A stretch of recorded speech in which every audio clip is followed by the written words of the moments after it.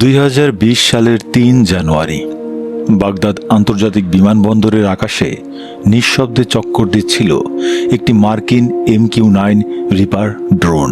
কয়েক সেকেন্ড পর ড্রোন থেকে ধেয়ে আসা লেজার গাইডেড হেলফায়ার মিসাইলের আঘাতে যে গুপ্ত হত্যার ঘটনাটি ঘটে তা মুহূর্তের মধ্যে পুরো বিশ্বকে তৃতীয় বিশ্বযুদ্ধের দ্বার প্রান্তে দাঁড় করিয়ে দেয়। নিহত ব্যক্তি কোনো সাধারণ বিচ্ছিন্নতাবাদী নেতা বা রণাঙ্গনের সাধারণ সেনাপতি ছিলেন না।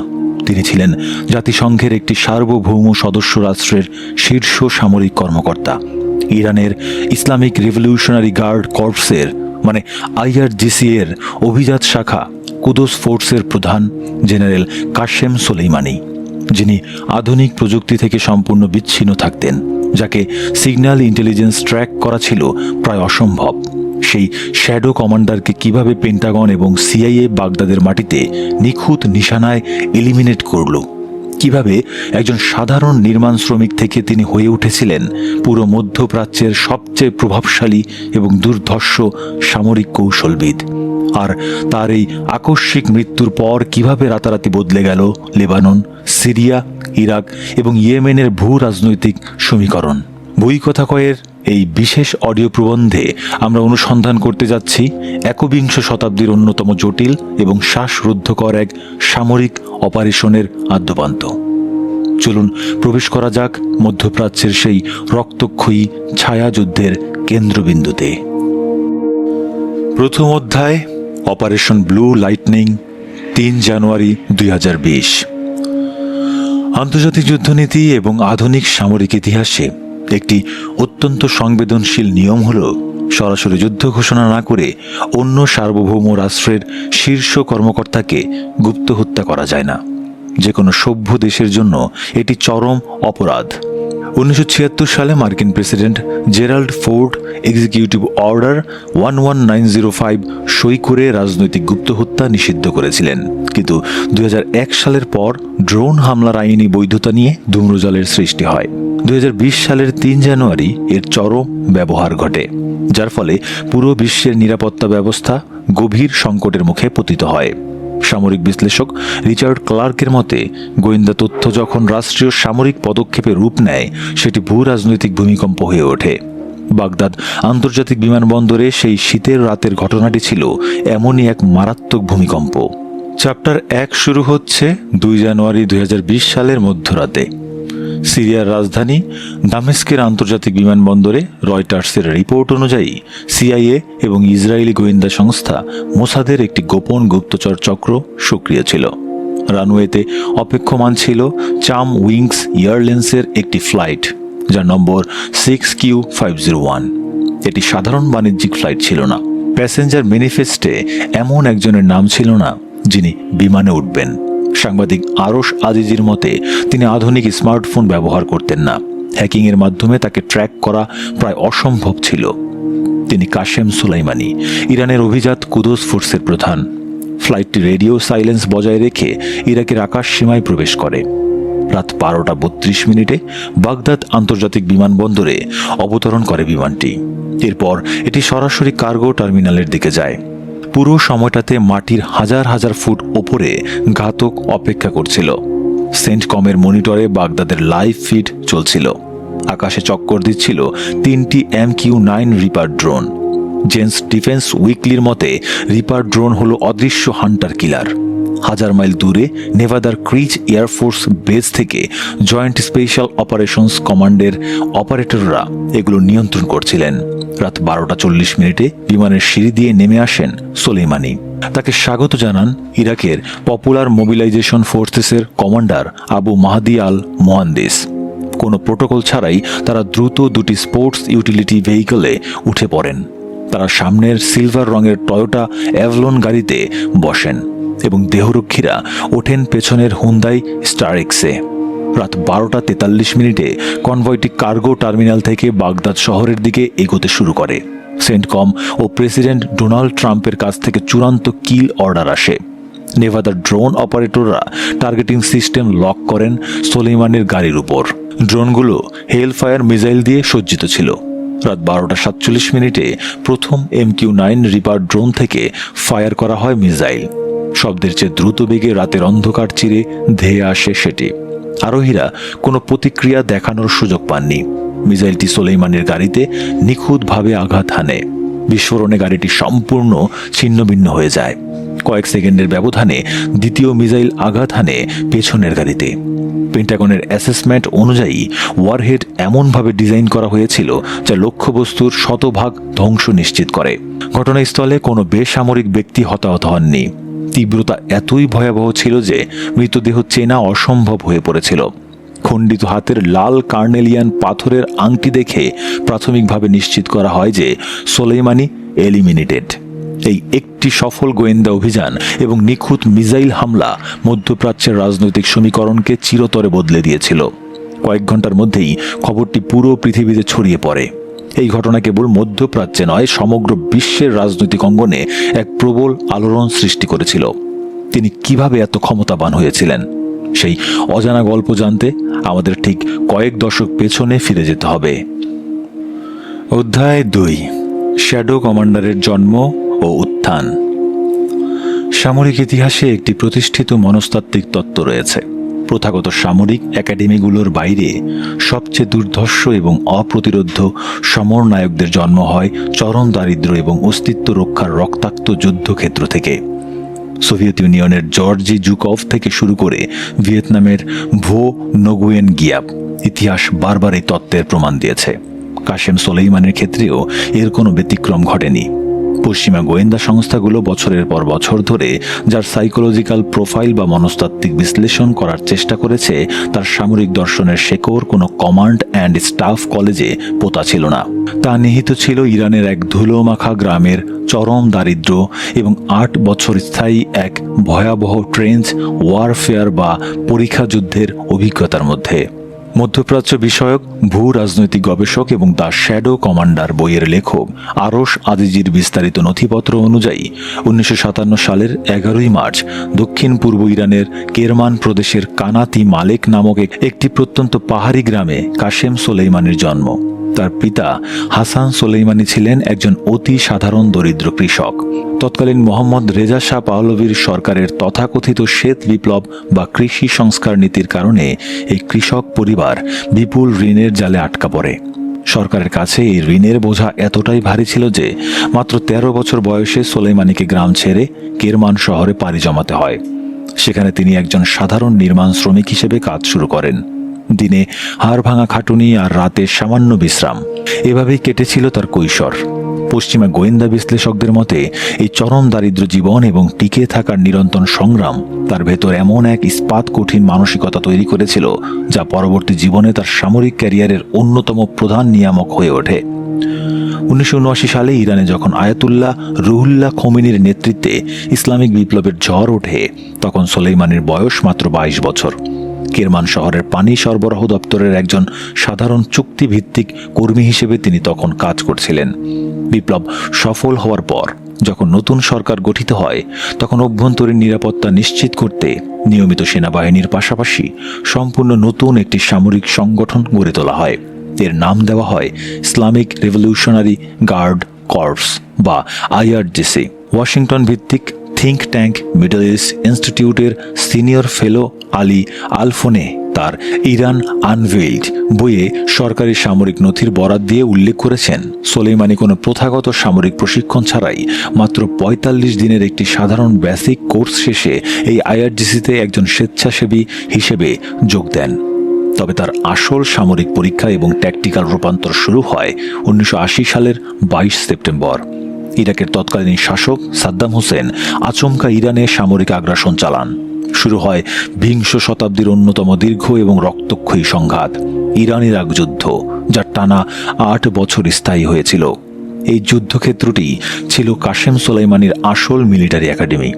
আমেরিকান সাংবাদিক ডেক্সটার ফিলকিন্স 2013 সালে দ্য নিউ ইয়র্কার পত্রিকায় প্রকাশিত তার অত্যন্ত প্রশংসিত ইনভেস্টিগেটিভ রিপোর্টে সোলেইমানির এই সময়ের ভূমিকা নিয়ে গভীর বিশ্লেষণ করেছেন। ফিলকিন্সের গবেষণা এবং ইরাকি মিলিটারি ইন্টেলিজেন্সের আর্কাইভ থেকে প্রাপ্ত তথ্য মতে সোলেইমানি প্রথম দিকে শুধুমাত্র ফ্রন্ট লাইনে সৈন্যদের খাবার ও পানি সরবরাহের মতো লজিস্টিক দায়িত্বে ছিলেন। কিন্তু যুদ্ধক্ষেত্রের মানচিত্র এবং কৌশলগত পরিস্থিতি দ্রুত পড়তে পারার অভাবনীয় ক্ষমতা তাকে খুব দ্রুত উচ্চপদস্থ কমান্ডারদের নজরে নিয়ে আসে। ইরাকি বাহিনীর ভারী আর্টিলারি, আধুনিক সোভিয়েত ট্যাঙ্ক এবং ভয়াবহ রাসায়নিক অস্ত্রের মুখে ইরানি সামরিক বাহিনী যখন দিশেহারা, তখন সোলেইমানি অ্যাসিমেট্রিক ওয়ারফেয়ার বা অসম যুদ্ধের কৌশল নিখুঁতভাবে আয়ত্ত করেন। তিনি প্রথাগত সম্মুখ যুদ্ধের বদলে ছোট ছোট ইনফ্যান্ট্রি দলে বিভক্ত হয়ে ইরাকি লাইনের অনেক গভীরে অনুপ্রবেশ এবং গোয়েন্দা তথ্য সংগ্রহের কাজ শুরু করেন। তার এই গোয়েন্দা মিশনগুলো এতই সফল ছিল যে মাত্র ২৬ বছর বয়সেই তাকে আইআরজিসির ৪১তম থারাল্লা ডিভিশনের কমান্ডারের দায়িত্ব দেওয়া হয়। এই যুদ্ধে সোলেইমানি অপারেশন তারিক আল কুদস চলাকালীন মারাত্মকভাবে আহত হয়েছিলেন। সামরিক নথিপত্র এবং সহযোদ্ধাদের স্মৃতিচারণ থেকে স্পষ্টভাবে জানা যায়, যুদ্ধক্ষেত্রে হাজার হাজার ইরানি সৈন্যের মৃত্যু এবং ইরাকি বাহিনীর মাস্টার্ড গ্যাস বা রাসায়নিক হামলায় নিজের চোখের সামনে সহযোদ্ধাদের মর্মান্তিক পরিণতি তাকে মানসিকভাবে সম্পূর্ণ পাল্টে দিয়েছিল। মার্কিন স্পেশাল অপারেশনস ফোর্সের সাবেক কমান্ডার জেনারেল স্ট্যানলি ম্যাকক্রিস্টাল পরবর্তীকালে এক ভূরাজনৈতিক বিশ্লেষণে বলেছিলেন, এই ৮ বছরের যুদ্ধই সোলেইমানিকে একজন সাধারণ সৈনিক থেকে একজন দুর্ধর্ষ ট্যাকটিশিয়ানে পরিণত করে। ইরান ইরাক যুদ্ধ ১৯৮৮ সালে জাতিসংঘের মধ্যস্থতায় অমীমাংসিতভাবে শেষ হলেও এই ধ্বংসযজ্ঞ কাশেম সোলেইমানির সামরিক দর্শন চিরতরে নির্ধারণ করে দেয়। তিনি গভীরভাবে অনুধাবন করেন যে প্রথাগত বা কনভেনশনাল যুদ্ধে সামরিক পরাশক্তিগুলোর সাথে পাল্লা দেওয়া ইরানের পক্ষে দীর্ঘমেয়াদে কখনোই সম্ভব নয়। তার মূল সামরিক ডক্ট্রিন হয়ে দাঁড়ায় ফরওয়ার্ড ডিফেন্স বা অগ্রবর্তী প্রতিরক্ষা কৌশল। এর মূলনীতি হল, ইরানকে যদি ভবিষ্যতে নিরাপদ রাখতে হয় তবে যুদ্ধকে কোনোভাবেই ইরানের সীমান্তে আসতে দেওয়া যাবে না, বরং শত্রুকে তাদের নিজেদের ভূমিতেই ব্যতিব্যস্ত রাখতে হবে। আর এই কাজটি করার জন্য প্রয়োজন দেশের সীমানার বাইরে এমন কিছু সামরিক প্রক্সি বা ছায়া বাহিনী তৈরি করা, যারা আদর্শিকভাবে তেহরানের সাথে যুক্ত থেকে তাদের হয়ে ছায়া যুদ্ধ পরিচালনা করবে। এই দর্শনের ওপর ভিত্তি করেই ১৯৯৭ সালের শেষ ভাগে অথবা ১৯৯৮ সালের শুরুতে মার্কিন গোয়েন্দা তথ্য অনুযায়ী সঠিক মাস নিয়ে সামান্য মতভেদ রয়েছে। ইরানের সর্বোচ্চ ধর্মীয় নেতা আয়াতুল্লাহ আলী খামেনি তাকে আইআরজিসির সবচেয়ে অভিজাত এবং বৈদেশিক অপারেশনস শাখা কুদস ফোর্সের কমান্ডার হিসেবে নিযুক্ত করেন। কুদস শব্দটির অর্থ জেরুজালেম। এই ফোর্সের একক ম্যান্ডেট বা প্রধান সামরিক দায়িত্ব ছিল ইরানের সীমানার বাইরে স্পেশাল অপারেশন পরিচালনা করা এবং প্রক্সি মিলিশিয়াদের উন্নত সামরিক প্রশিক্ষণ, অস্ত্র ও ব্ল্যাক বাজেটের অর্থায়ন নিশ্চিত করা। কুদস ফোর্সের সম্পূর্ণ কমান্ড হাতে পাওয়ার পর সোলেইমানি তার মাস্টার প্ল্যান বাস্তবায়নের জন্য মধ্যপ্রাচ্যের মানচিত্রের দিকে তাকান। তার সামনে তখন একটি রাজনৈতিকভাবে ভঙ্গুর এবং বিশৃঙ্খল অঞ্চল, যেখানে লেবানন, ফিলিস্তিন, ইরাক এবং ইয়েমেনের মতো দেশগুলোতে নানা সশস্ত্র গোষ্ঠী নিজেদের অস্তিত্ব টিকিয়ে রাখার লড়াই করছে। এই বিচ্ছিন্ন গোষ্ঠীগুলোকে একটি একক সামরিক ও গোয়েন্দা কমান্ড কাঠামোর নিচে এনে তিনি এমন এক ভূ রাজনৈতিক ব্লুপ্রিন্ট ছকতে শুরু করেন, যা খুব শীঘ্রই ওয়াশিংটন, রিয়াদ এবং তেল আবিবের গোয়েন্দা দপ্তরগুলোর রাতের ঘুম কেড়ে নেবে। তিনি এমন এক অদৃশ্য সেনাবাহিনী গড়ার কাজ শুরু করেন যার নাম দেওয়া হবে অ্যাক্সিস অফ রেজিস্ট্যান্স। কিন্তু এই বিশাল সাম্রাজ্য গড়ার জন্য কোনো নির্দিষ্ট সশস্ত্র গোষ্ঠীকে তিনি তার প্রথম ল্যাবরেটরি বা পরীক্ষাগার হিসেবে বেছে নিয়েছিলেন। তৃতীয় অধ্যায়, the architect of Axis of resistance. সামরিক বিজ্ঞান বা মিলিটারি সায়েন্সে প্রক্সি ওয়ারফেয়ার বা ছায়াযুদ্ধ নতুন কোনো ধারণা নয়। স্নায়ুযুদ্ধ বা কোল্ড ওয়ারের সময় যুক্তরাষ্ট্র এবং সোভিয়েত ইউনিয়ন নিজেদের মধ্যে সরাসরি যুদ্ধে না জড়িয়ে এই কৌশলটি ব্যাপকভাবে ব্যবহার করেছিল। কিন্তু একবিংশ শতাব্দীতে এসে এই প্রথাগত সামরিক ধারণাকে সম্পূর্ণ এক নতুন মাত্রায় এবং প্রাতিষ্ঠানিক রূপে নিয়ে যান কাশেম সোলেইমানি। পেন্টাগনের অ্যাসিমেট্রিক থ্রেট অ্যানালাইসিস বা অসম হুমকির বিশ্লেষণমূলক ক্লাসিফাইড রিপোর্টগুলোতে বারবার একটি বিষয়ের উপর জোর দেওয়া হয়েছে। সোলেইমানি কোনো প্রথাগত বা কনভেনশনাল সেনাবাহিনী তৈরি করেননি। তিনি তৈরি করেছিলেন সীমানাবিহীন এক অদৃশ্য সামরিক জোট। আন্তর্জাতিক সম্পর্কের ভাষায় একে বলা হয় নন স্টেট অ্যাক্টর নেটওয়ার্ক, আর ইরানের রাষ্ট্রীয় ভূরাজনৈতিক পরিভাষায় এর নাম অ্যাক্সিস অফ রেজিস্ট্যান্স বা প্রতিরোধ বলয়। 1998 সালে কুদস ফোর্সের কমান্ড সম্পূর্ণভাবে নিজের হাতে নেওয়ার পর সোলেইমানির প্রথম কৌশলগত নজর পড়ে ভূমধ্য সাগরের তীরের দেশ লেবাননের দিকে। সেখানে 1980-এর দশক থেকেই হিজবুল্লাহ বা পার্টি অফ গড নামক একটি শিয়া সশস্ত্র মিলিশিয়া গোষ্ঠীর অস্তিত্ব ছিল। বস্টন ইউনিভার্সিটির আন্তর্জাতিক সম্পর্কের অধ্যাপক অগাস্টাস রিচার্ড নর্টন তার হিজবুল্লাহ আর শর্ট হিস্ট্রি বইয়ে বিস্তারিতভাবে দেখিয়েছেন কিভাবে সোলেইমানি একটি সাধারণ গেরিলা গোষ্ঠীকে মধ্যপ্রাচ্যের সবচেয়ে সুসজ্জিত নন স্টেট আর্মিতে পরিণত করেন। সোলেইমানির প্রত্যক্ষ তত্ত্বাবধানে হিজবুল্লাহর কাছে নিয়মিত পৌঁছাতে শুরু করে ফজর 3, ফজর 5 এবং জিলজাল রকেটের মতো উন্নত ইরানি ব্যালিস্টিক প্রযুক্তি। এর চূড়ান্ত সামরিক প্রমাণ পাওয়া যায় 2006 সালের দ্বিতীয় লেবানন যুদ্ধে। ইসরায়েলি ডিফেন্স ফোর্সেস বা আইডিএফ যখন লেবাননের অভ্যন্তরে গ্রাউন্ড ইনভেশন বা স্থল অভিযান চালায়, তখন তারা সম্পূর্ণ অপ্রত্যাশিতভাবে হিজবুল্লাহর তীব্র রকেট ফায়ার এবং অত্যাধুনিক অ্যান্টি ট্যাঙ্ক গাইডেড মিসাইল কোর্নেটের মুখোমুখি হয়। 34 ডিগ্রি স্থায়ী এই তীব্র যুদ্ধ শেষে ইসরায়েলি সামরিক গোয়েন্দা সংস্থা আমান তাদের অভ্যন্তরীণ অপারেশনাল রিপোর্টে স্বীকার করতে বাধ্য হয় যে হিজবুল্লাহ আর কোনো সাধারণ মিলিশিয়া বাহিনী নেই, তারা একটি পূর্ণাঙ্গ হাইব্রিড আর্মিতে রূপান্তরিত হয়েছে, যা রাষ্ট্রীয় সেনাবাহিনীর সমতুল্য প্রতিরোধ গড়তে সক্ষম। লেবাননে নিজেদের সামরিক ডক্ট্রিন সফল হওয়ার পর সোলেইমানির সামনে সবচেয়ে বড় ভূ রাজনৈতিক সুযোগটি আসে 2003 সালে। ওই বছর মার্কিন যুক্তরাষ্ট্র ইরাকে সামরিক আগ্রাসন চালায় এবং সাদ্দাম হোসেনের সরকারের পতন ঘটে। ফলস্বরূপ ইরাকে একটি বিশাল প্রশাসনিক ও নিরাপত্তা ক্ষমতার শূন্যতা তৈরি হয়। সিআইএ এবং ডিফেন্স ইন্টেলিজেন্স এজেন্সির ডিক্লাসিফাইড নথিপত্র অনুযায়ী এই ক্ষমতার শূন্যতা পূরণে সোলেইমানি অত্যন্ত দ্রুত মাঠে নামেন।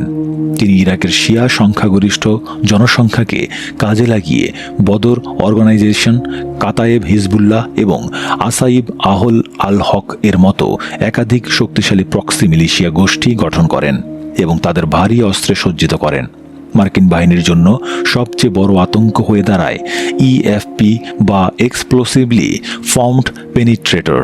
এগুলো ছিল বিশেষ আর্মার পিয়ার্সিং আইইডি, যা ইরানের কারখানায় তৈরি হয়ে কুদস ফোর্সের মাধ্যমে ইরাকি মিলিশিয়াদের হাতে পৌঁছাতো এবং মার্কিন আব্রামস ট্যাঙ্ক ভেদ করতে সক্ষম ছিল। 2008 সালে ইরাকে নিযুক্ত তৎকালীন শীর্ষ মার্কিন কমান্ডার জেনারেল ডেভিড পেট্রাউস একটি অভাবনীয় ঘটনার সম্মুখীন হন।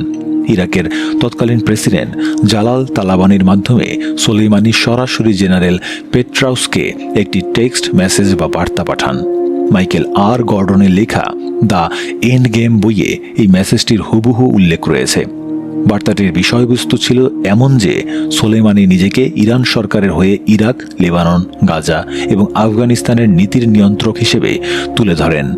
তবে বার্তাটির হুবহু ভাষ্য নিয়ে বিভিন্ন সূত্রে সামান্য মতভেদ রয়েছে। এই একটি বার্তাই প্রমাণ করেছিল যে ইরাকের মাটিতে মার্কিন সামরিক উপস্থিতির বিপরীতে সোলেইমানি নিজেকে সমান্তরাল ক্ষমতার অধিকারী হিসেবে প্রতিষ্ঠিত করেছিলেন। পশ্চিমা মিডিয়ায় একে শিয়া ক্রিসেন্ট বলা হলেও সোলেইমানির সামরিক কৌশল ধর্মীয় বিভেদের ঊর্ধ্বে ছিল।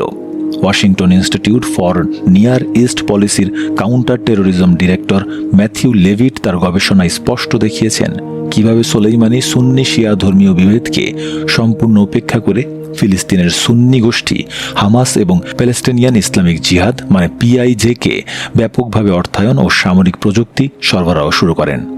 গাজা উপত্যকার মাটির নিচে হামাসের যে সুবিশাল এবং দুর্ভেদ্য টানেল নেটওয়ার্ক বা মেট্রো তৈরি করা হয়, তার ইঞ্জিনিয়ারিং ব্লুপ্রিন্ট এবং রকেট তৈরির কাঁচামাল কুদস ফোর্সের সরাসরি সহায়তায় সরবরাহ করা হয়েছিল বলে ইসরায়েলি গোয়েন্দা সংস্থা শিন বেটের একাধিক নথিতে প্রমাণিত হয়েছে।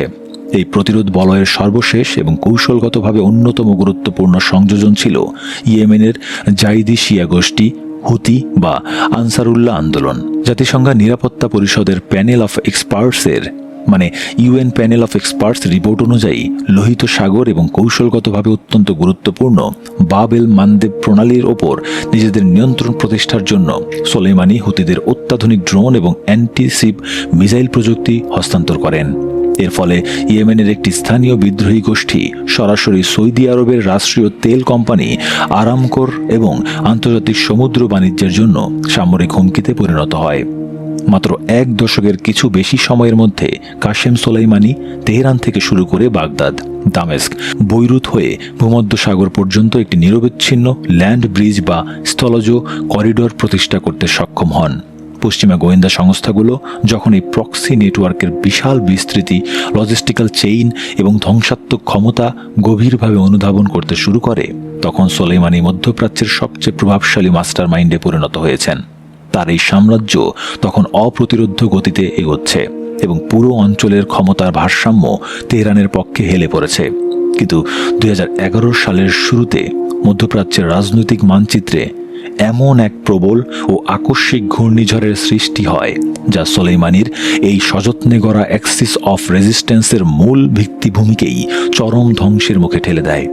আরব বসন্তের উত্তাল ঝড় যখন সিরিয়ার মাটিতে তীব্র মাত্রায় আছড়ে পড়ে, তখন ক্ষমতার শূন্যতা থেকে জন্ম নেয় আধুনিক ইতিহাসের সবচেয়ে নৃশংস এবং বিভীষিকাময় এক সন্ত্রাসী গোষ্ঠীর, যাদের ভয়ঙ্কর উত্থান সোলাইমানিকেও বাধ্য করেছিল তার চিরচেনা ছায়া থেকে বেরিয়ে এসে সরাসরি এক রক্তক্ষয়ী ফ্রন্টলাইনে দাঁড়াতে।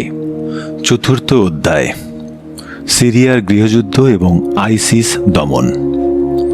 2015 সালের জুলাই মাস। জাতিসংঘের নিরাপত্তা পরিষদের কঠোর আন্তর্জাতিক ভ্রমণ নিষেধাজ্ঞা থাকা সত্ত্বেও একটি বাণিজ্যিক ফ্লাইটে করে গোপনে রাশিয়ার রাজধানী মস্কোয় পৌঁছান একজন ইরানি সামরিক কর্মকর্তা। ক্রেমলিনের একটি রুদ্ধদ্বার কক্ষে রাশিয়ার প্রেসিডেন্ট ভ্লাদিমির পুতিন এবং তৎকালীন প্রতিরক্ষা মন্ত্রী সের্গেই শোইগুর সামনে সিরিয়ার একটি বিশাল সামরিক মানচিত্র বিছিয়ে দেন তিনি। রয়টার্সের পরবর্তী প্রকাশিত এক এক্সক্লুসিভ ইনভেস্টিগেটিভ রিপোর্ট এবং সামরিক বিশ্লেষক চার্লস লিস্টারের দ্য সিরিয়ান জিহাদ বইয়ের তথ্যমতে সেই কর্মকর্তা পুতিনকে সরাসরি বুঝিয়েছিলেন যে বাশার আল আসাদের পতন কেবল সময়ের ব্যাপার, যদি না রাশিয়া সরাসরি সামরিক হস্তক্ষেপ করে।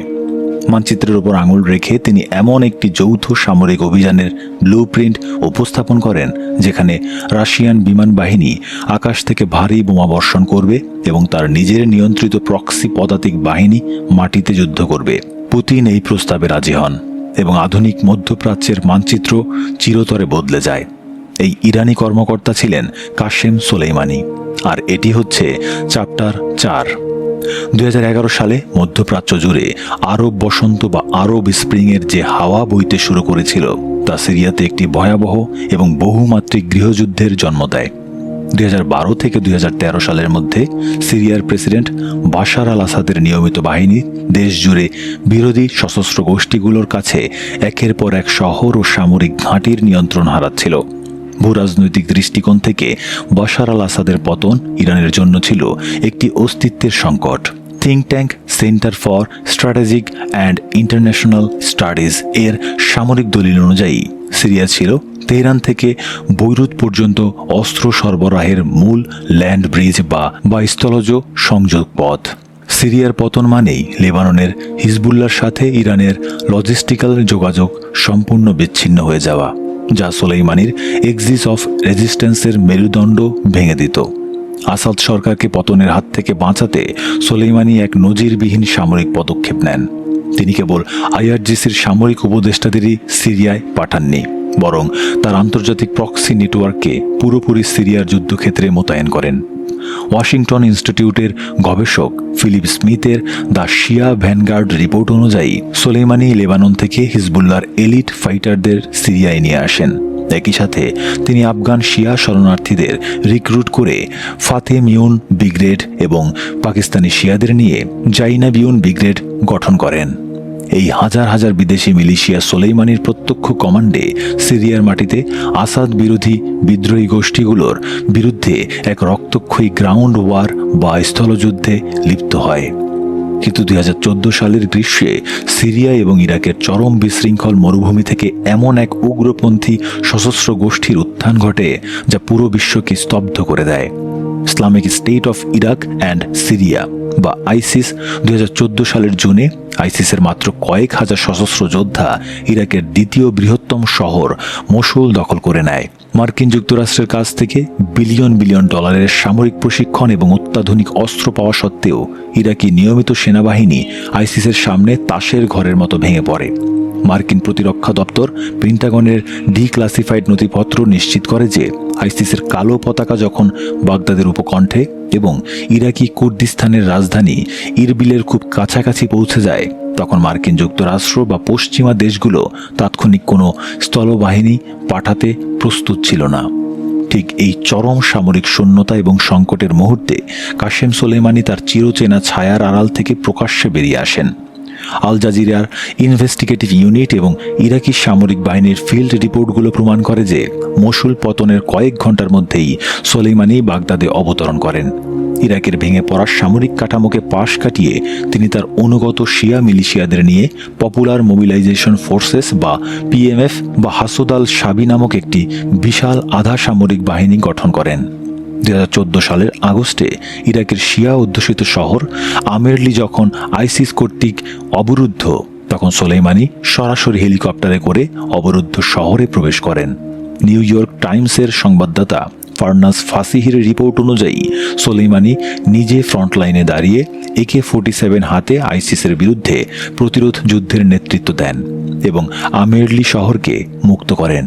এরপর তিকরিদ, ফাল্লুজা এবং মসুল পুনরুদ্ধারের প্রতিটি বড় সামরিক অভিযানে সোলেইমানির সরাসরি ট্যাকটিক্যাল কমান্ড ছিল। এই আইসিস বিরোধী যুদ্ধ কাশেম সোলেইমানির জনসমক্ষে উপস্থিতিকে সম্পূর্ণ বদলে দেয়। পশ্চিমা বিশ্লেষক এবং মিডিয়ায় তিনি যখন একজন দুর্ধর্ষ সামরিক প্রতিপক্ষ হিসেবে চিত্রিত হচ্ছিলেন, তখন ইরানের রাষ্ট্রীয় মিডিয়া তাকে একজন ন্যাশনাল হিরো বা জাতীয় বীর হিসেবে প্রচার করতে শুরু করে।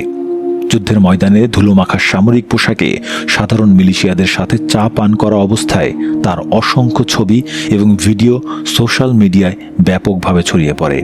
ইউনিভার্সিটি অফ মেরিল্যান্ডের একটি পাবলিক অপিনিয়ন সার্ভে বা জনমত জরিপে দেখা যায়, ইরানে সোলেইমানির জনপ্রিয়তা খোদ তৎকালীন প্রেসিডেন্ট হাসান রুহানির চেয়েও অনেক বেশি ছিল। 2019 সালের মধ্যে সিরিয়া এবং ইরাকে আইসিস তাদের নিয়ন্ত্রিত ভূখণ্ডের প্রায় পুরোটাই হারিয়ে বসে। আসাদ সরকারও রাশিয়ান এয়ার সাপোর্ট এবং সোলেইমানির গ্রাউন্ড ফোর্সের সাহায্যে সিরিয়ায় নিজেদের ক্ষমতা পুনরায় সুসংহত করে।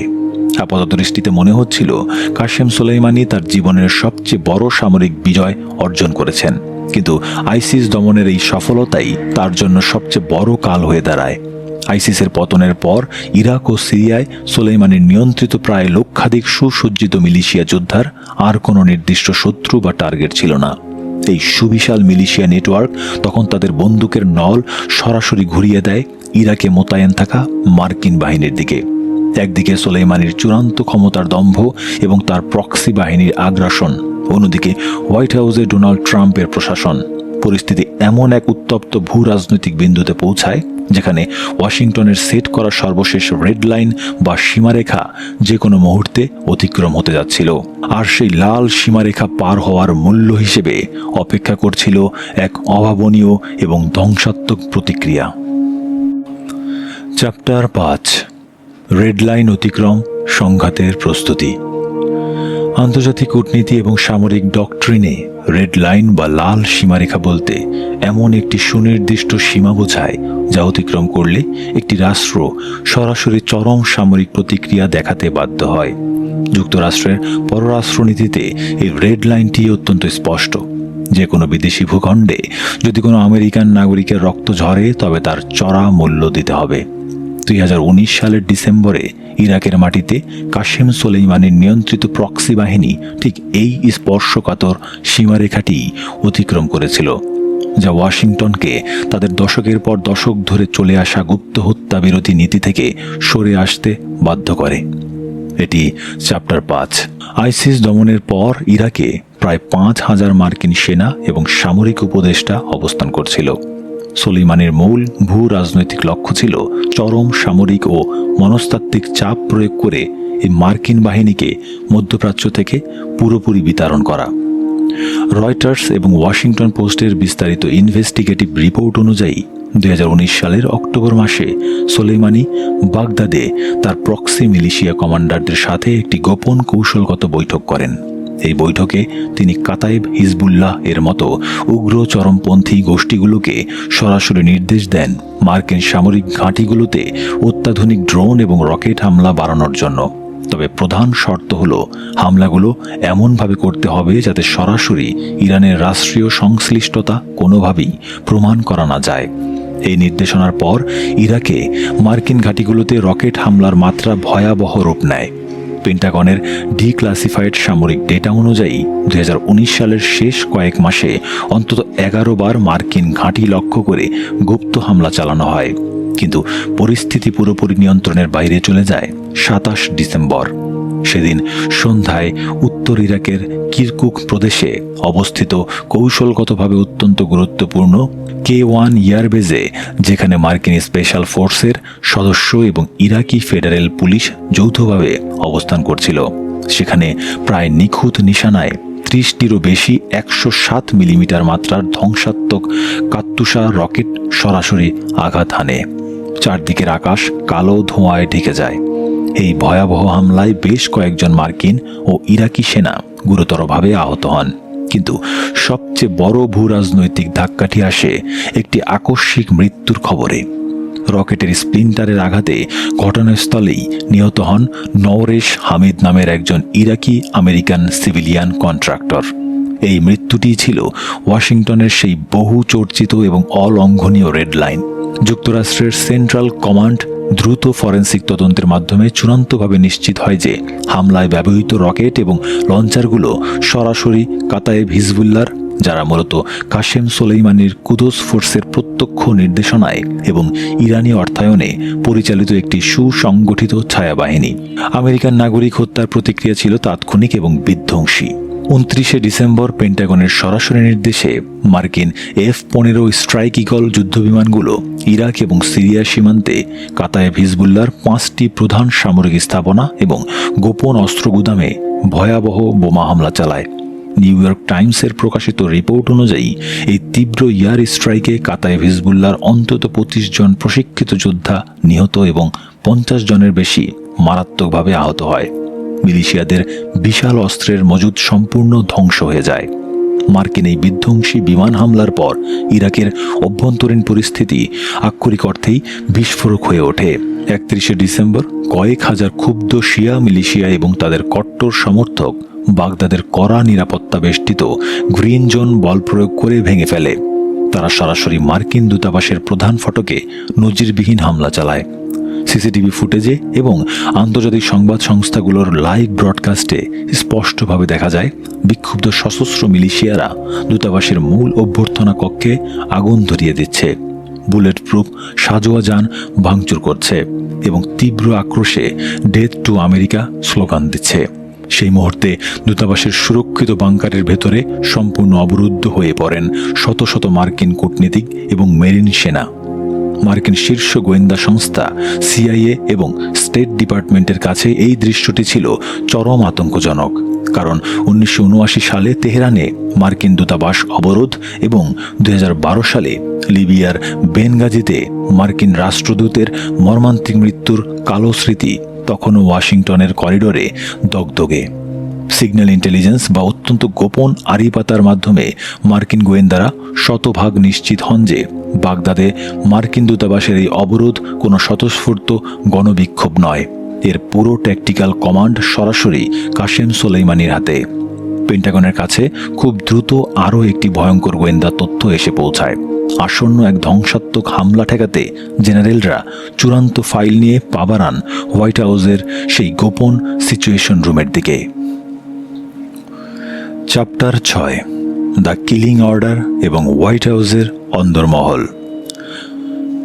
আন্তর্জাতিক কূটনীতিতে এমন কিছু মুহূর্ত আসে যখন একটি মাত্র সিদ্ধান্ত পুরো পৃথিবীর সামরিক মানচিত্র বদলে দিতে পারে। 2019 সালের ডিসেম্বরের শেষ দিকে ওয়াশিংটন ডিসির হোয়াইট হাউসের আন্ডারগ্রাউন্ড সিচুয়েশন রুম এবং ফ্লোরিডার মার এ লাগো রিসোর্টে ঠিক এমনই এক চরম উত্তেজনাকর পরিস্থিতি তৈরি হয়েছিল। বাগদাদে মার্কিন দূতাবাসের ওপর নজিরবিহীন হামলার পর পেন্টাগন এবং মার্কিন গোয়েন্দা সংস্থা CIA শীর্ষ কর্তারা একটি অত্যন্ত গোপন ও জরুরি বৈঠকে বসেন তৎকালীন মার্কিন প্রেসিডেন্ট ডোনাল্ড ট্রাম্পের সাথে। প্রখ্যাত আমেরিকান সাংবাদিক বব উডওয়ার্ড তার রেজ বইয়ে এই রুদ্ধদ্বার বৈঠকের ভেতরের বিবরণ তুলে ধরেছেন। এই বৈঠকটি কেবল প্রতিশোধমূলক অভিযানের পরিকল্পনা ছিল না, এটি ছিল ইতিহাসের ঝুঁকিপূর্ণ জুয়া। সিআইএর তৎকালীন ডিরেক্টর জিনা হেসপেল এবং জয়েন্ট চিফস অফ স্টাফের চেয়ারম্যান জেনারেল মার্ক মিলি প্রেসিডেন্টের সামনে বেশ কয়েকটি গোপন গোয়েন্দা রিপোর্ট বা সিগন্যাল ইন্টেলিজেন্স উপস্থাপন করেন। ওয়াশিংটন পোস্ট এবং নিউ ইয়র্ক টাইমসের পরবর্তী অনুসন্ধানী প্রতিবেদন অনুযায়ী এই গোয়েন্দা ফাইলগুলোতে স্পষ্টভাবে দাবি করা হয়েছিল যে কাশেম সোলাইমানি মধ্যপ্রাচ্যে অবস্থানরত মার্কিন কূটনীতিক এবং সামরিক বাহিনীর ওপর একটি ইমিনেন্ট থ্রেট বা আসন্ন এবং ভয়াবহ হামলার চূড়ান্ত ছক কষছেন। সোলাইমানি সিরিয়া, লেবানন এবং ইরাক সফর করে তার প্রক্সি মিলিশিয়াদের এই হামলার চূড়ান্ত নির্দেশ দিচ্ছেন। জেনারেল মার্ক মিলি এবং তৎকালীন প্রতিরক্ষা মন্ত্রী মার্ক এসপার প্রেসিডেন্টের সামনে প্রতিক্রিয়া দেখানোর জন্য বেশ কয়েকটি সামরিক বিকল্প বা অপশন তুলে ধরেন। এর মধ্যে সবচেয়ে চরম এবং শেষ বিকল্পটি ছিল সরাসরি কাশেম সোলাইমানিকে গুপ্ত হত্যা করা। পেন্টাগনের শীর্ষ সামরিক কর্তারা সাধারণত এই ধরনের চরম বিকল্পগুলো তালিকায় রাখেন শুধুমাত্র অন্য সাধারণ বিকল্পগুলোকে তুলনামূলকভাবে যুক্তিসঙ্গত দেখানোর জন্য। কিন্তু প্রেসিডেন্ট ট্রাম্প সম্পূর্ণ অপ্রত্যাশিতভাবে সেই চরম বিকল্পটি বেছে নেন। এই সিদ্ধান্তের পক্ষে এবং বিপক্ষে হোয়াইট হাউসের ভেতরে তীব্র আইনি ও কৌশলগত বিতর্ক শুরু হয়। আন্তর্জাতিক আইন এবং জাতিসংঘের সনদ অনুযায়ী আত্মরক্ষার স্পষ্ট প্রমাণ ছাড়া অন্য কোনো দেশের রাষ্ট্রীয় কর্মকর্তাকে হত্যা করা সরাসরি যুদ্ধ ঘোষণার শামিল। মার্কিন সামরিক বিশ্লেষক এবং পররাষ্ট্র দপ্তরের লিগ্যাল অ্যাডভাইজাররা সতর্ক করেন যে সোলাইমানিকে হত্যা করার অর্থ হল তৃতীয় বিশ্বযুদ্ধের ঝুঁকি ডেকে আনা। ইরানের মতো একটি শক্তিশালী রাষ্ট্র কখনোই তাদের সবচেয়ে জনপ্রিয় সামরিক কমান্ডারের মৃত্যু বিনা জবাবে মেনে নেবে না। পুরো মধ্যপ্রাচ্যে থাকা মার্কিন সামরিক ঘাঁটিগুলো সরাসরি ইরানি মিসাইলের লক্ষ্যবস্তুতে পরিণত হবে। এছাড়া সোলাইমানি কোনো সাধারণ সন্ত্রাসী ছিলেন না, তিনি ছিলেন জাতিসংঘের একটি সার্বভৌম সদস্য রাষ্ট্রের শীর্ষ পর্যায়ের সামরিক কর্মকর্তা। তাকে হত্যা করা হলে তা ভবিষ্যতের জন্য একটি ভয়ঙ্কর আন্তর্জাতিক আইনি নজির বা প্রেসিডেন্টস তৈরি করবে। তবে ট্রাম্প প্রশাসন এই গুপ্ত হত্যার আইনি বৈধতা হিসেবে মার্কিন সংবিধানের আর্টিকেল 2 এবং রাষ্ট্রপতির আত্মরক্ষামূলক পদক্ষেপ নেওয়ার নির্বাহী ক্ষমতার ওপর জোর দেয়। হোয়াইট হাউসের তৎকালীন জাতীয় নিরাপত্তা উপদেষ্টা রবার্ট ও ব্রায়েন যুক্তি দেন যে সোলাইমানিকে এখনই না থামালে আমেরিকাকে আরও বড় আকারের সামরিক ক্ষয়ক্ষতির সম্মুখীন হতে হবে। ট্রাম্পের কাছে এটি ছিল একটি মনস্তাত্ত্বিক এবং রাজনৈতিক শক্তির পরীক্ষা। বারাক ওবামা বা জর্জ ডব্লিউ বুশের মতো পূর্ববর্তী প্রেসিডেন্টরাও সোলাইমানিকে ট্র্যাক করার সুযোগ পেয়েছিলেন, কিন্তু পূর্ণাঙ্গ যুদ্ধের ভয়ে তারা কখনোই ট্রিগার চাপার চূড়ান্ত নির্দেশ দেননি। কিন্তু ট্রাম্প সিদ্ধান্ত নেন যে আমেরিকার সামরিক শক্তি এবং রেড লাইনের ওপর মধ্যপ্রাচ্যের হারানো ভয় পুনরায় ফিরিয়ে আনার জন্য সোলাইমানির মৃত্যু অপরিহার্য। সমস্ত আইনি জটিলতা এবং বিশ্বযুদ্ধের ঝুঁকি থাকা সত্ত্বেও ফ্লোরিডার মার এ লাগো রিসোর্ট থেকে ট্রাম্প পেন্টাগনকে চূড়ান্ত কিল অর্ডার বা হত্যার নির্দেশ প্রদান করেন। নির্দেশ তো দেওয়া হলো, কিন্তু এই অপারেশন বা মিশন বাস্তবায়ন করা ছিল সম্পূর্ণ ভিন্ন এবং প্রায় অসম্ভব একটি চ্যালেঞ্জ। কাশেম সোলাইমানি ছিলেন এমন একজন মাস্টার স্পাই এবং গুপ্তচর বৃত্তির কিংবদন্তি, যিনি দশকের পর দশক ধরে ইসরায়েলি গোয়েন্দা সংস্থা মোসাদ এবং সিআইএ এর চোখের সামনে দিয়ে অদৃশ্য হয়ে যেতেন। তিনি কখনোই ব্যক্তিগত কোনো মোবাইল ফোন ব্যবহার করতেন না এবং তার চলাচলের গতিবিধি ছিল চূড়ান্ত পর্যায়ের গোপনীয়। প্রেসিডেন্ট ট্রাম্পের নির্দেশ পাওয়ার পর পেন্টাগন এবং সিআইএর সামনে সবচেয়ে বড় প্রশ্নটি এসে দাঁড়ায়, যিনি আধুনিক প্রযুক্তি থেকে সম্পূর্ণ দূরে থাকেন সেই অদৃশ্য ছায়াকে তারা ট্র্যাক করবেন কিভাবে? বাগদাদ আন্তর্জাতিক বিমানবন্দরে সেই চূড়ান্ত ড্রোন হামলাটি নিখুঁতভাবে সফল করার জন্য মার্কিন সামরিক বাহিনীকে এমন এক শ্বাসরুদ্ধকর জটিল গোয়েন্দা জালের ওপর নির্ভর করতে হয়েছিল যা সামরিক ইতিহাসে পূর্বে কখনো দেখা যায়নি। অধ্যায় 7, ইন্টেলিজেন্স ফেইলিয়ার বনাম পারফেক্ট এক্সিকিউশন। সামরিক গোয়েন্দা বৃত্তিতে একটি অত্যন্ত প্রাচীন এবং অলিখিত নিয়ম রয়েছে যে টার্গেটের কোনো নির্দিষ্ট ডিজিটাল ফুটপ্রিন্ট নেই তাকে ট্র্যাক করা প্রায় অসম্ভব। একবিংশ শতাব্দীর আধুনিক হাইটেক নজরদারির যুগেও কাশেম সোলাইমানি ছিলেন আক্ষরিক অর্থেই একজন ভূত। তিনি কখনোই কোনো স্মার্টফোন ব্যবহার করতেন না, কোনো ডিজিটাল ডিভাইসে বার্তা পাঠাতেন না এবং তার চলাচলের কোনো নির্দিষ্ট রুটিন ছিল না। তাহলে এমন একজন ধুরন্ধর মাস্টার স্পাইকে কিভাবে বাগদাদের মাটিতে ট্র্যাক করা হলো? এর নিখুঁত উত্তর লুকিয়ে আছে আধুনিক সামরিক ইতিহাসের অন্যতম জটিল এক গোয়েন্দা অপারেশনের ভেতর। যেখানে সরাসরি একীভূত হয়েছিল মার্কিন সেন্ট্রাল ইন্টেলিজেন্স এজেন্সি বা CIA, joint special operations command JSOC এবং ইসরায়েলি গোয়েন্দা সংস্থা মোসাদ। 2021 সালে ইয়াহু নিউজের অনুসন্ধানী সাংবাদিক জ্যাক ডফম্যান একটি গোপনীয় রিপোর্ট প্রকাশ করেন, যা এই শ্বাসরুদ্ধকর অপারেশনের ভেতরের চিত্র উন্মোচন করে।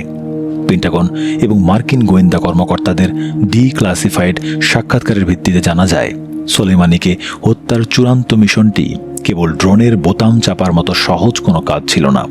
এই কিল চেইন শুরু হয়েছিল সিরিয়ার রাজধানী দামেস্ক থেকে।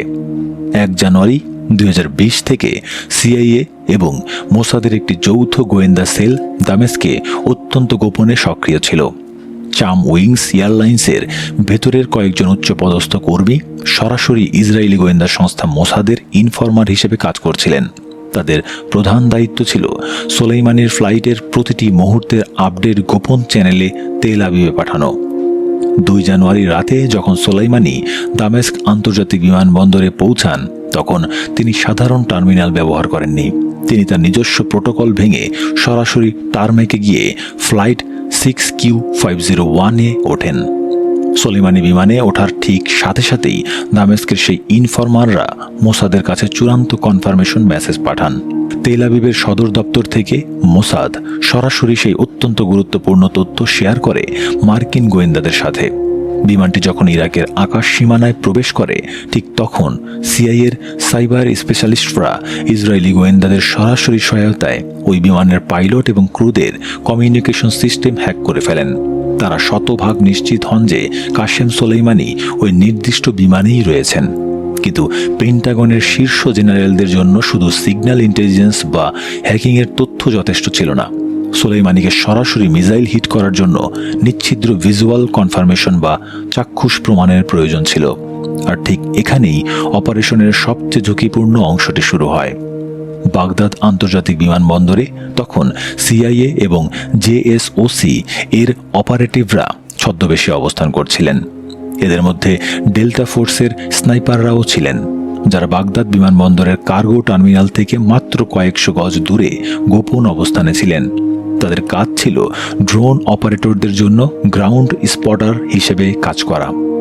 3 জানুয়ারি রাত 12:32 বিমানটি যখন বাগদাদে অবতরণ করে, তখন ডেল্টা ফোর্সের স্পটাররা শক্তিশালী নাইট ভিশন বাইনোকুলার দিয়ে টার্মিনালের দিকে সতর্ক নজর রাখছিলেন। সোলেইমানি যখন বিমানের সিঁড়ি দিয়ে নিচে নেমে আসেন এবং আবু মাহাদি আল মুহান্দিসের সাথে টয়োটা অ্যাভালন গাড়িতে ওঠেন, ঠিক সেই মুহূর্তে গ্রাউন্ড স্পটাররা সেন্টকমে চূড়ান্ত ভিজুয়াল আইডেন্টিফিকেশন নিশ্চিত করেন। টার্গেট লক করা হয়। হাজার হাজার মাইল দূরে নেভাদার ক্রিচ এয়ারফোর্স বেস থেকে MQ-9 রিপার ড্রোন অপারেটররা লেজার ডেজিগনেটর অন করেন। এর পরের ঘটনা সামরিক দিক থেকে ছিল নিখুঁত পারফেক্ট এক্সিকিউশন। কোলাট্রাল ড্যামেজ ছাড়াই ড্রোন থেকে ছোড়া মিসাইল টার্গেটকে ধ্বংস করে দেয়। কিন্তু একটি গোয়েন্দা অপারেশনের সফলতা তখনই প্রশ্নবিদ্ধ হয় যখন তার আফটারম্যাথ বা চূড়ান্ত ফলাফল অনুমান করতে নীতি নির্ধারকরা চরমভাবে ব্যর্থ হন। সিআইএ এবং পেন্টাগন ভেবেছিল সোলেইমানির মৃত্যুর পর ইরান ভয় পেয়ে পিছিয়ে যাবে এবং মধ্যপ্রাচ্যে মার্কিন বাহিনীর উপর হামলা চিরতরে বন্ধ হবে। কিন্তু মিসাইলের আঘাতের পর বাগদাদের আকাশে যখন আগুনের কুণ্ডলি উঠছে, তখন তারা বুঝতে পারেনি যে তারা কেবল একজন শীর্ষ সামরিক কমান্ডারকে হত্যা করেনি, তারা এমন এক ভূ রাজনৈতিক টাইম বোমার পিন খুলে দিয়েছে যা পুরো বিশ্বকে ধ্বংসের দ্বার প্রান্তে নিয়ে যাবে। আগামী কয়েক ঘন্টার মধ্যে মধ্যপ্রাচ্যের বুকে এমন এক প্রতিক্রিয়া শুরু হতে যাচ্ছে যা ওয়াশিংটনের দুর্ধর্ষ জেনারেলদেরও কল্পনার বাইরে ছিল। তেহরানের রাস্তায় নামবে লাখো মানুষের শোকের ঢল। বিশ্ববাজারে অপরিশোধিত তেলের দাম হু হু করে বাড়বে এবং ইন্টারনেট জুড়ে একটি শব্দই ট্রেন্ড করতে শুরু করবে: তৃতীয় বিশ্বযুদ্ধ। উত্তেজনার মাঝে ইরান নিতে যাচ্ছে তাদের ইতিহাসের সবচেয়ে ভয়ঙ্কর প্রতিশোধ। অধ্যায় 8: শক ব্রেভ, বিশ্বজুড়ে প্রতিক্রিয়া এবং তেহরানের কান্না। আধুনিক ভূ রাজনীতিতে এমন কিছু ঘটনা ঘটে যার প্রতিক্রিয়া কেবল যুদ্ধক্ষেত্রে সীমাবদ্ধ থাকে না, তা মুহূর্তের মধ্যে গ্লোবাল মার্কেট, আন্তর্জাতিক কূটনীতি এবং কোটি কোটি মানুষের মনস্তত্ত্বে এক ভয়াবহ শকব্রেভ বা তরঙ্গের সৃষ্টি করে। 2020 সালের 3 জানুয়ারি সকালে বিশ্ব ঠিক এমনই এক তরঙ্গের মুখোমুখি হয়েছিল। বাগদাদ আন্তর্জাতিক বিমানবন্দরে মিসাইল হামলার ধোঁয়া তখনও কাটেনি, কিন্তু তার আগেই আন্তর্জাতিক শেয়ার বাজার এবং তেলের দামের গ্রাফে এক বিশাল পরিবর্তন শুরু হয়ে যায়।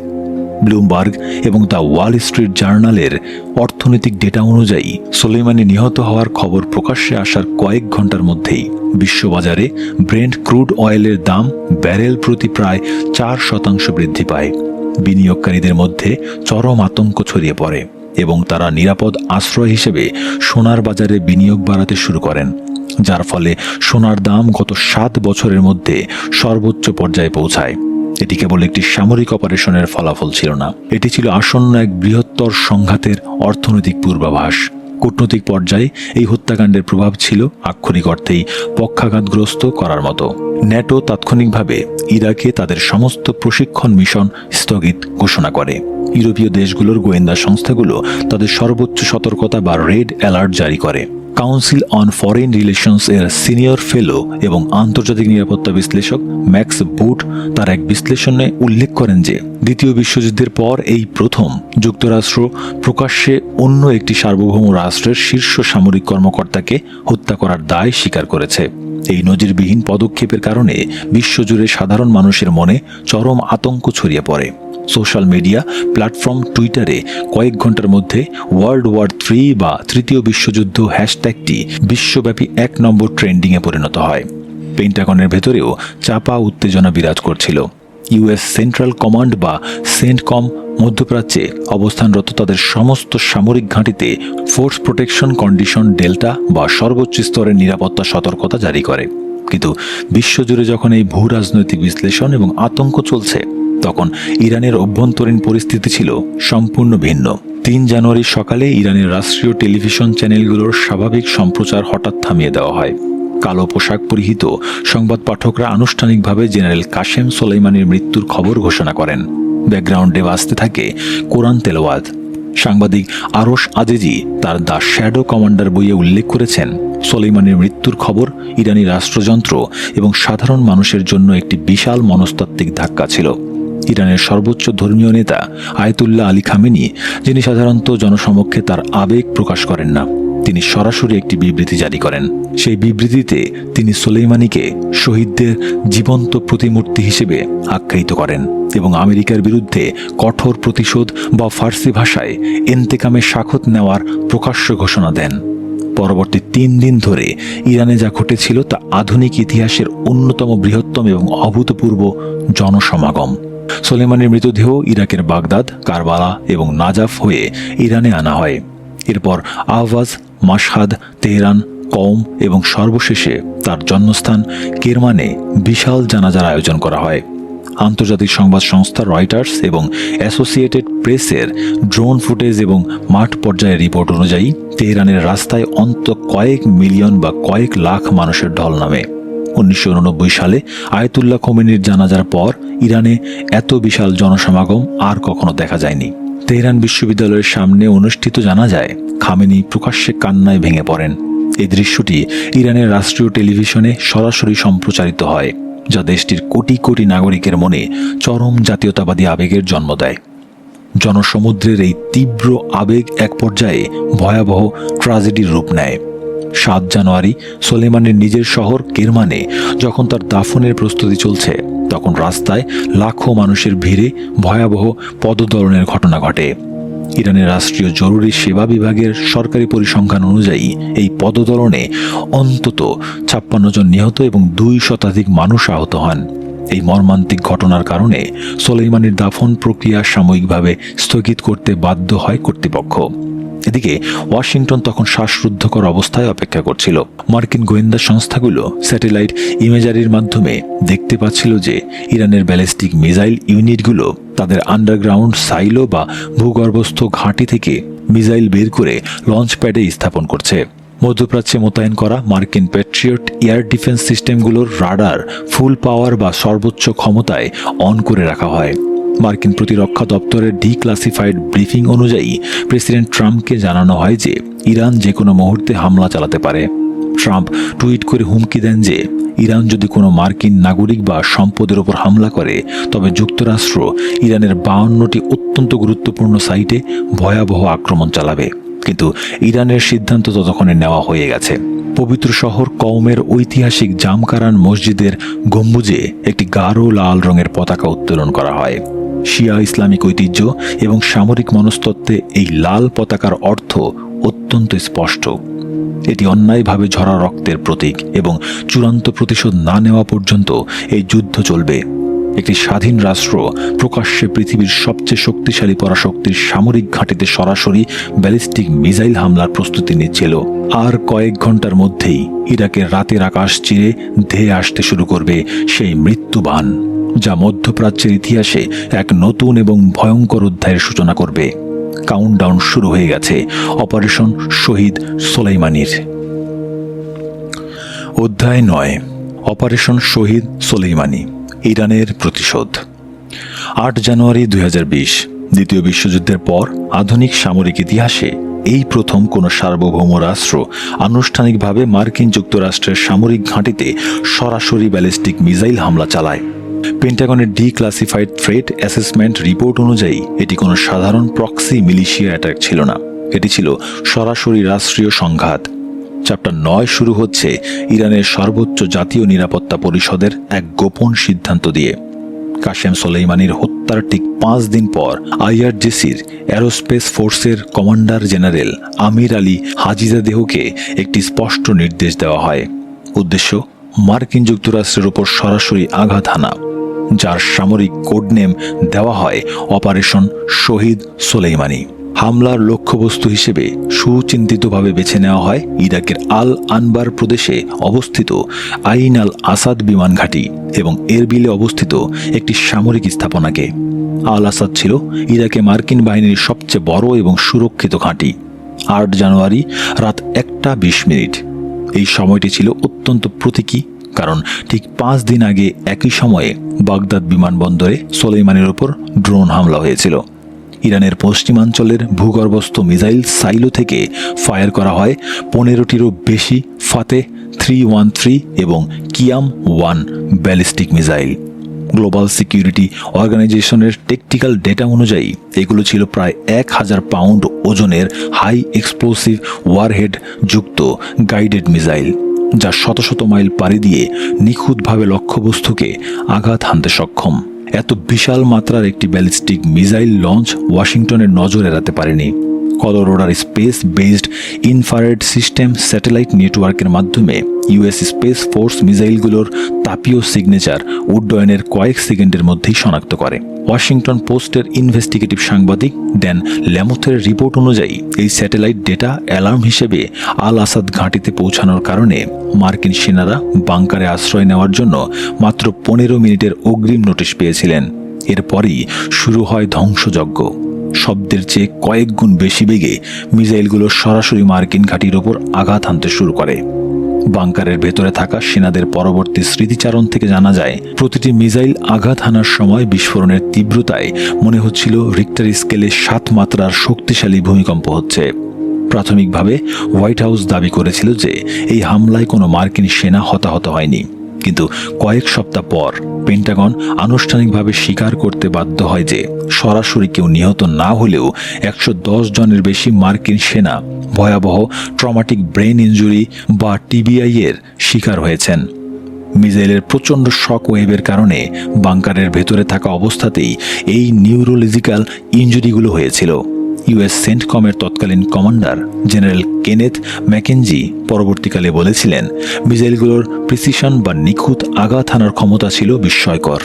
বিশ্লেষকদের মতে ইরানের মূল ট্যাকটিক্যাল লক্ষ্য মার্কিন সেনাদের সরাসরি হত্যা করা ছিল না, বরং নিজেদের ধ্বংসাত্মক সক্ষমতা প্রদর্শন করা এবং সোলাইমানের মৃত্যুর পর দেশের ভেতরের ক্ষোভ প্রশমিত করা।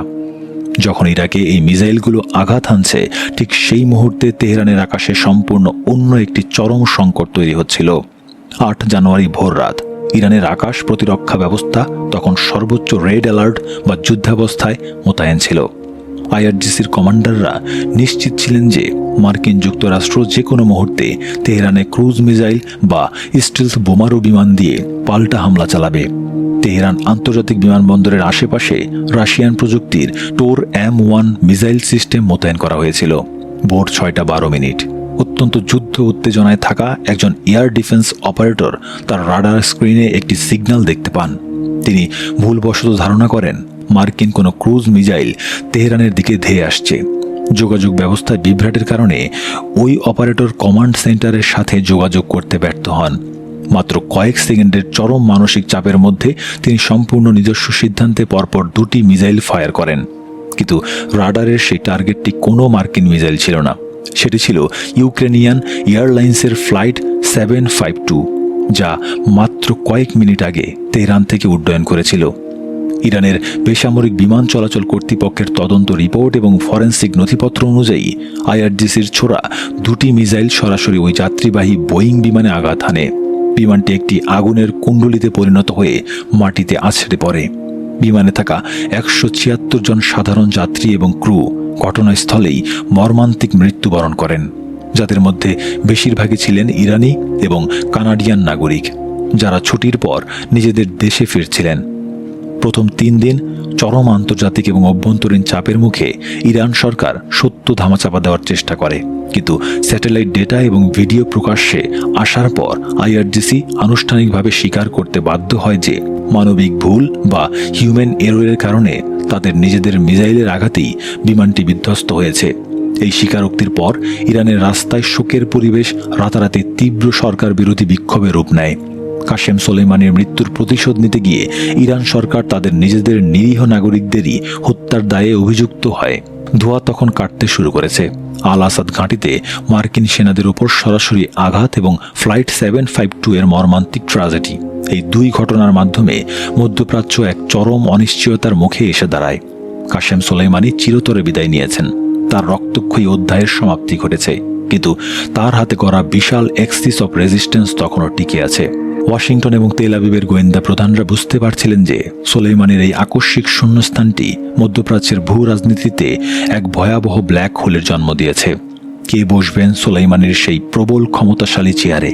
এই বিশাল শূন্যস্থান পূরণ করতে আইআরজিসি কি নতুন কোনো চরম পন্থার দিকে ঝুঁকবে, নাকি ইসরায়েলি গোয়েন্দা সংস্থা মোসাদ এই সুযোগে পুরো নেটওয়ার্ক ধ্বংস করার চূড়ান্ত ব্লুপ্রিন্ট বাস্তবায়ন করবে? শ্যাডো কমান্ডারবিহীন এই নতুন মধ্যপ্রাচ্যে ইসরায়েল এবং আমেরিকার পরবর্তী গোপন মাস্টার প্ল্যান ঠিক কি হতে চলেছে? অধ্যায় 10, ক্ষমতার শূন্যতা এবং বদলে যাওয়া মধ্যপ্রাচ্য। ভূ রাজনীতিতে একটি সুপ্রতিষ্ঠিত প্রবাদ রয়েছে, প্রকৃতি কখনোই ক্ষমতার শূন্যতা পছন্দ করে না।